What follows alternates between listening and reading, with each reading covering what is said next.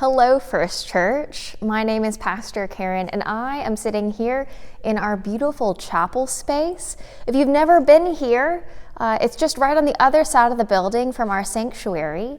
And each Sunday morning during the 8:30 worship service, we have an opportunity after the word is read, after the sermon has been preached, to light a candle here in this candle lighting space.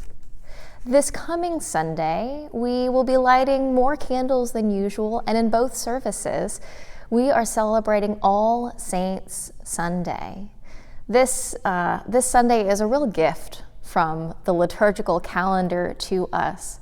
It's an opportunity and an invitation to mark and to remember all those who have been members of First Church who have died since the last All Saints Sunday. So for us, that would be since the last November when names were read.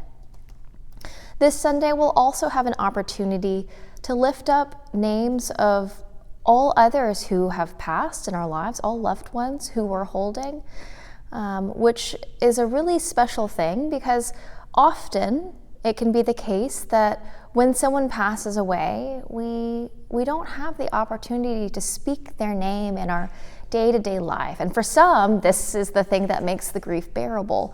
For others, the opportunity to speak their name once more, especially in public, is a welcome invitation.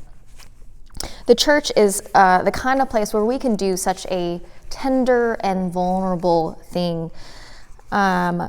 One of the best writers that I know, Nadia Bolz-Weber, has a book called Accidental Saints. And in it, she writes that apart from those who have fallen in combat, Americans tend to forget our ancestors, and we spend as little time as possible publicly mourning them.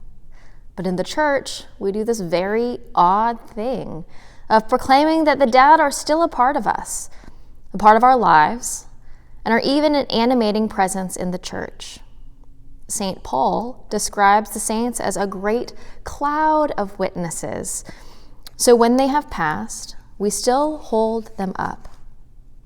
She continues by saying that it's been her experience that what makes us the saints of God is not our ability to be saintly, but rather God's ability to work through sinners. The title saint is always conferred, never earned. Or as the good St. Paul puts it, for it is God who is at work in you, enabling you both to will and to work for God's good pleasure. She writes, I've come to realize that all the saints I've known, have been accidental ones, people who inadvertently stumbled into redemption like they were looking for something else at the time. People who have just a wee bit of a drinking problem and manage to get sober and help others to do the same. People who are as kind as they are hostile.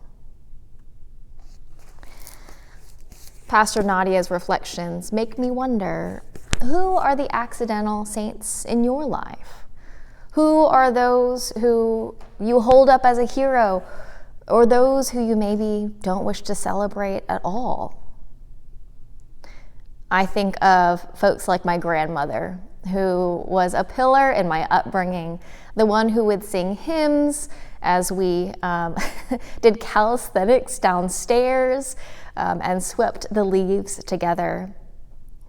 I also think of people like my dad, who I don't consider a saint and wouldn't necessarily readily celebrate as one, but who I know also rests in the love of God, just like my grandmother.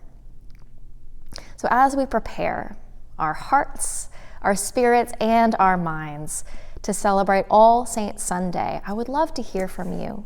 Who are the saints in your life? Until Sunday, be well.